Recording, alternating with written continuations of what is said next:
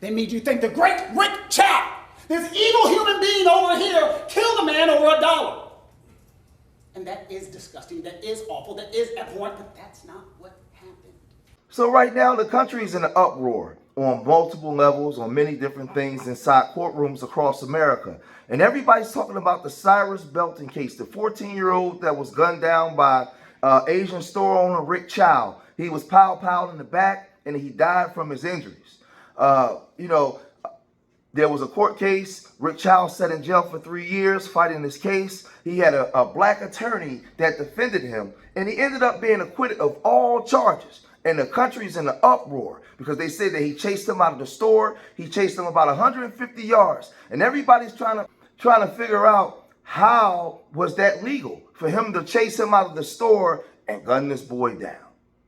We, the jury, unanimously find the defendant, Chi Rick Chow, as to the charge of murder, not guilty. I don't care what that jury said. There is no justification for that. It should never happen again, and it is not open season on black people for anybody to feel like they should be able to do it because the jury found him not guilty. Tonight, the verdict is in. After deliberating for nearly 8 hours, a jury has found Rick Chow not guilty of murder in the death of 14-year-old Cyrus Carmack Belton. And you just heard there from attorney Todd Rutherford, who is representing the Carmack Belton family. That jury finding Chow not guilty of murder in that shooting death. The verdict again coming nearly 8 hours after deliberations. News 19's Kiki Gushu is in studio tonight with more details. Kiki. For hours today, it appeared the jury was struggling with this case. They asked to hear definitions of malice and murder again, sent multiple notes to the judge, and at one point, some jurors indicated they were ready to go home. But Judge Heath Taylor kept them deliberating, saying the attention surrounding this case made him reluctant to stop the process once it has started. Then, just before 8:45 tonight, the court announced its verdict. Indictment number 2023 GS 4007440. State of South Carolina, County of Richland versus Chi Rick Chow. We, the jury, unanimously find the defendant, Chi Rick Chow, as to the charge of murder, not guilty. Sign number. The verdict ended a day that began with emotional closing arguments. Prosecutors argued Cyrus Carmack Belton was a frightened child running for his life. He died scared. He died bleeding to death. Rick Chow's face being the last one he saw. He died surrounded by strangers. The defense told jurors the state was ignoring what attorney Shaun called the rest of the story. He argued this case was not about a stolen bottle of water, but about a father trying to protect his son. They made you think the great Rick Chow, this evil human being over here, killed a man over $1. And that is disgusting, that is awful, that is abhorrent, but that's not what happened. After the verdict, family attorney Todd Rutherford said the family was devastated. There is no way that a child who did nothing wrong, who is shot in his back, how that jury can justify that verdict. I've been practicing law for almost 30 years. I've never seen anything like this. So now we know that you can go into a store, exit the store, and get chased out of the store and be gunned down, and that person will be found not guilty when you're black. We know that, right? Whether he had a gun or not, he was shot in the back while fleeing from the people. They left out of the store. They were supposed to call the police and let the police deal with him. But hey, listen. This is what they're doing under this current, not under this current climate. They've been doing this stuff and getting away with it, right? If it was the other way around, we know if it was a black store owner and he chased a non-black person, once he exited his store that he owns, and that person was out in the public running away, and he powed him in the back, that guy would be in jail, man. We all know this. It's not rocket science. All other groups know this. But again, this is where we at. So then you get his mother having to talk this way. Being here is very difficult. However, I am going to be Cyrus strong because my son was strong. My son was smart, he was loving, he was kind. I cannot believe that from the time he stepped into that store, as we all saw, he was racially profiled. They followed him around. He was shopping. He took 4 waters, he put them back. He even showed them by shaking his hoodie that he took nothing. And he walked out of the store. He didn't argue with them. He didn't have any confrontation. He didn't curse them. He just walked out. He was respectful. And yet 2 grown people chased him. He fell and they shot him. He shot him dead, like as if he was a dog. And I do not understand how that jury can come back and say that he was not guilty. He was in a runner's stance. It was shown by the pathologist, and they said he was not guilty. It was devastating for me to get a call from Alvin S. Glenn letting me know that Rick Chow was released.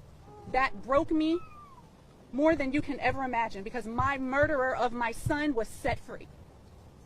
And it's not fair, and it's unjust.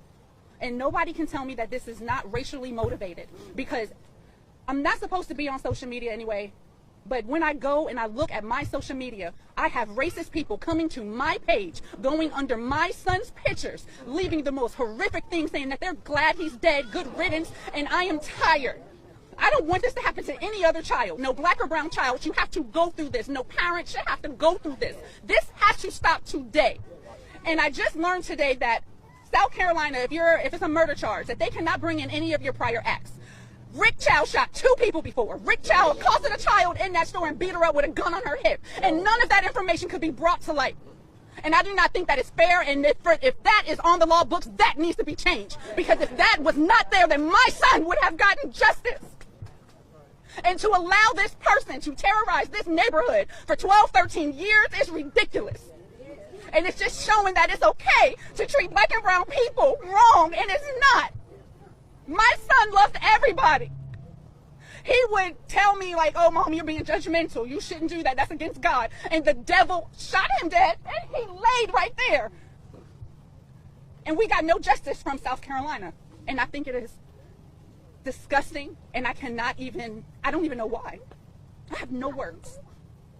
But every day, I will not be able to speak to my son, hear his voice change, see him grow, go to prom. He will never get married. I would never hold my grandchildren, nothing. But Chow is able to go home with his lion son, Andy Chow, and they're able to have dinner with the wife, Alice, who all 3 of them came out that store, and they chased my baby. And I think the entire family should be held accountable because it was racially profiled. And I do not think that it is right, and they all should be punished. And I don't know what laws that we need to create to help our people, but it needs to be done, and it needs to be done now. Cyrus should not be gone. None of our children should be gone from the acts of racism, from profiling, from any of that. He should be here. And until the world treats us like we are human beings, I mean, come on. Y'all hire us. Y'all want us around. You like our culture. You want to listen to the music. You want to wear our clothes. You want to do all of that stuff. But when it comes to protecting us and when it comes to looking at our children, you look at us as if we are animals, and we are not. I am a college-educated woman. I hold a master's degree in information technology management. My son was not a thug. He was a 14-year-old boy who was trying to find his way. And for any person that acts like when they were 14, 15, 16, 17, that they did not do nothing wrong, that they did not smoke and drink and have sex and do whatever that they were not supposed to do by their parents, it is a lie. And it is judgmental, and I refuse to allow any of you to sit up there and make it seem like we were bad parents, because we were not. All of our children make mistakes, but I don't see anybody saying, oh, well, you know what, my kid did X, Y, and Z, my kid did X, Y, and Z. No, they're coming onto my page and try to demonize my child, and I will not have it. And it stops today. Keep your opinions to yourself. And until you are in my shoes and you have to bury a child, I don't want to hear nothing from you. So now we're having these conversations, and we're upset, and we're in an uproar, we're protesting, they're rioting, the mother's upset, the father's upset, everybody's upset because there's no plan of action. What kind of recourse do you have? What kind of power do you have to bring about justice? There's none. There's none. But there's a lot of things I could say, like Charleston White was saying, well, y'all unalive each other, you talk about this, and nobody's going to do nothing about it, right? And I don't suggest nobody go out there and crash out and hurt nobody, right? But when it comes to politics and the black political structure, they have no power. They can't do anything to help this woman. but they want her to come out and vote Democrat. They want her to come out and talk this black and brown coalition that she was mentioning. They can't do nothing to help you. And guess what, my sister? Even when the Democrats was in positions of power, this was still happening. With Tamir Rice, Mike Brown, what Betty Shelby did to Terrence Crutcher, and so many other people. With so many other people, right? Under the Democrats too.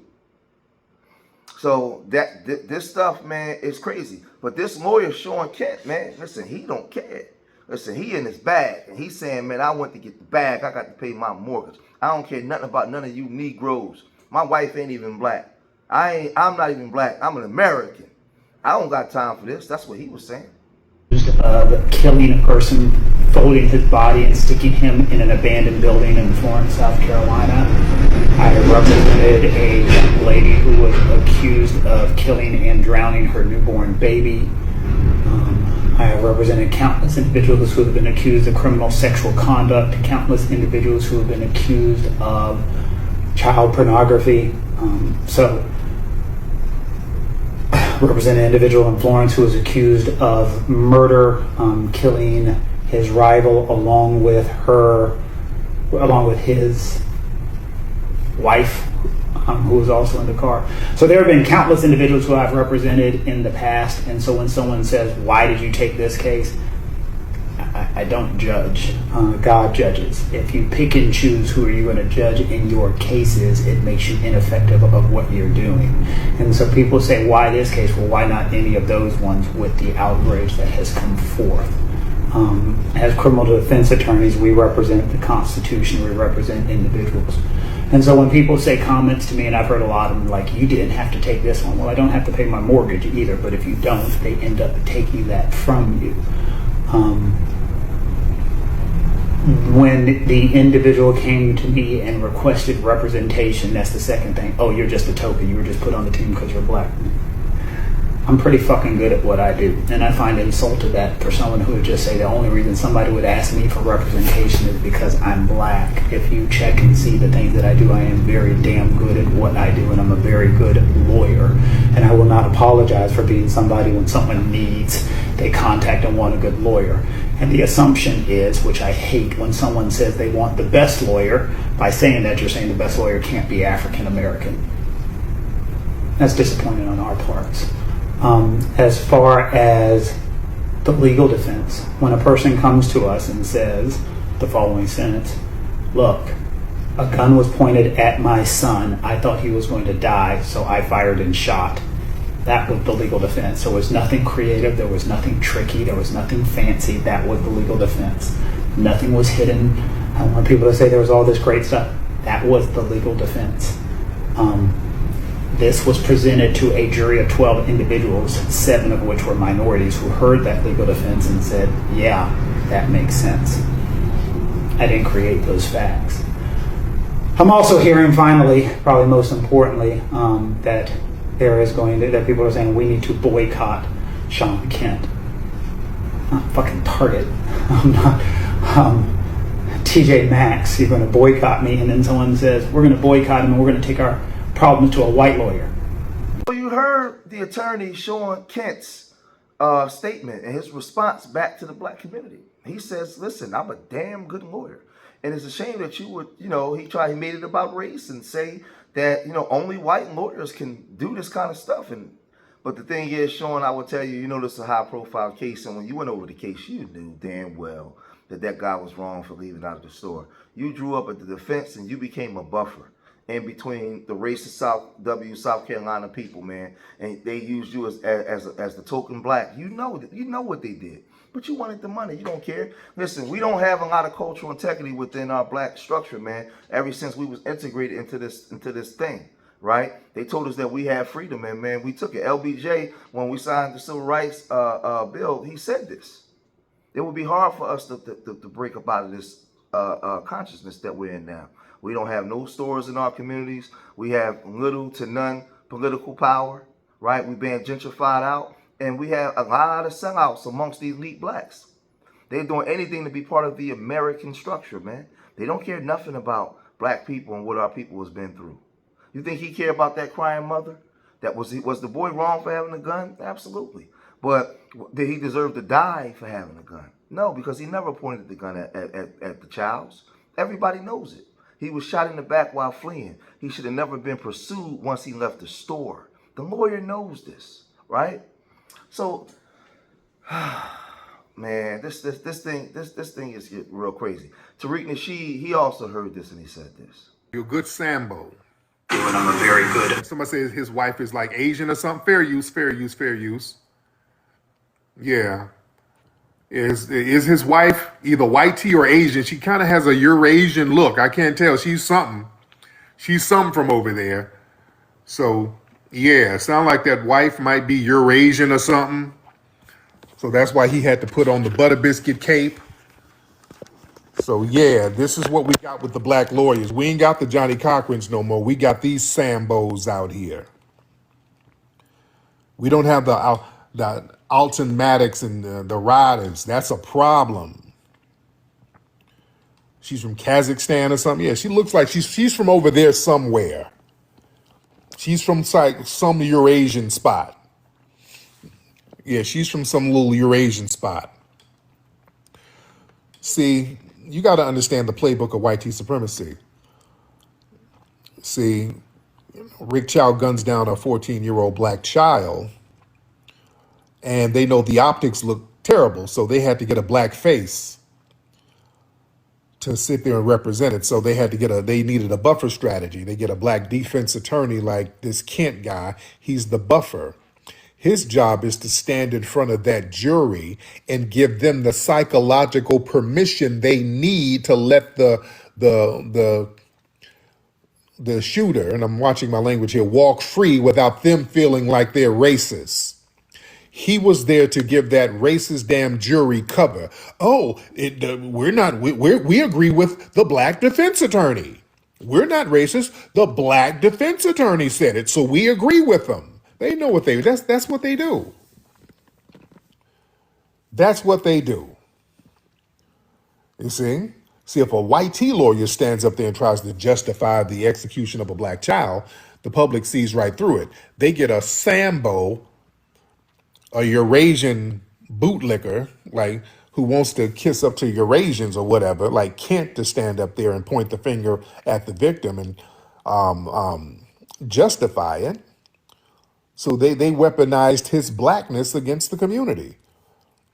And he's saying hey, I got bills to pay. He wants the bag. You know, he's justifying selling out the community. Hey, this is just business. I'm good at what I do. I'm a good Sambo. I got to pay my mortgage. So some of these black lawyers out here, y'all heard me complain about them. Some of these black lawyers ain't shit today. Y'all heard me be very critical of some of the black lawyers we have out here now. Some of these black lawyers ain't worth a damn these days. We ain't got no more Johnny Cochrans. I don't know what they done to law school. They done something. Now, these black lawyers, they hop out when they're trying to shame the black community into doing something for the Democrats. Yeah, the black lawyers who are riders, where y'all at? Where the hell are you at? We only hear from y'all when it's some shaming shit where y'all want to come tell us all the good things the Democrats are doing and why we need to vote. That's the only time we hear from y'all. That boule class. We only hear from y'all when y'all hop on Roland Martin's show. You know what I'm saying? Like Sister Brooke was talking about, we got Sister Brooke and others up here acting like lawyers, coming up with ways. How can we file motions and say, hey, we need a special prosecution?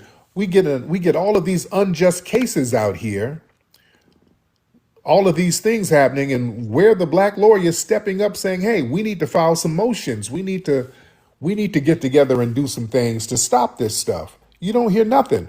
Well, we got Ben Crump out here. Okay. People look at Ben Crump as just an ambulance chaser. I'm not going to try to denigrate him because I've been very hard on Ben Crump, but damn.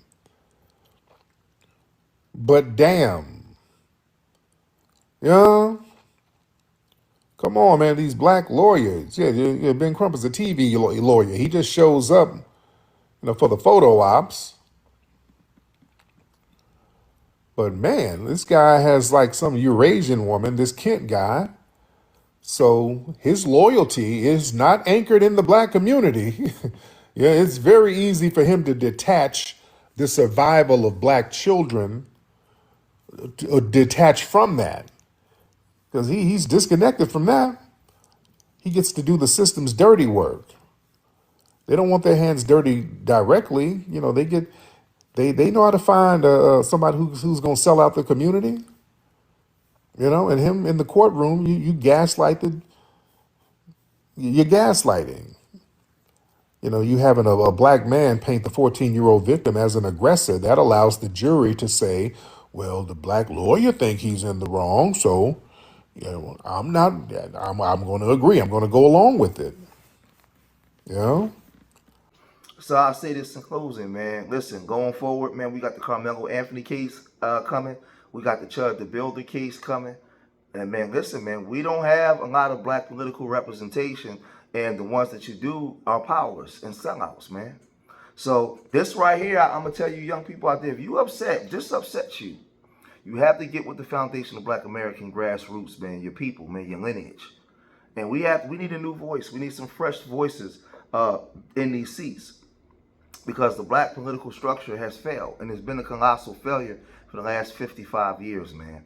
We got to start making changes. If not, this is going to continue to happen, because a lot of these immigrants see you through the same stereotypical lens that the W man see you through. They come on here and they know that in order for them to advance, they have to make us the enemy. Us the enemy. They have to be anti-black American, anti-FBA. And I've been warning you guys. Y'all didn't listen to me. I said everything that we fight for and vote for, they fight against. Right? They fight against because they have to. The way the country is set up. Now y'all just starting to get it. I was saying this years ago on my channel, and it was going on deaf ears. Now it's something y'all get it. Now we're going to see what you do about it. Right? You can't just say, well, I'm going to boycott Asian stores. There has to be a real action and a consciousness about it. We'll see. If y'all made it this far in the video, hit that like button, subscribe to Street Media TV, leave your comments in the comment section. Remember, I love y'all. Till the next time, peace.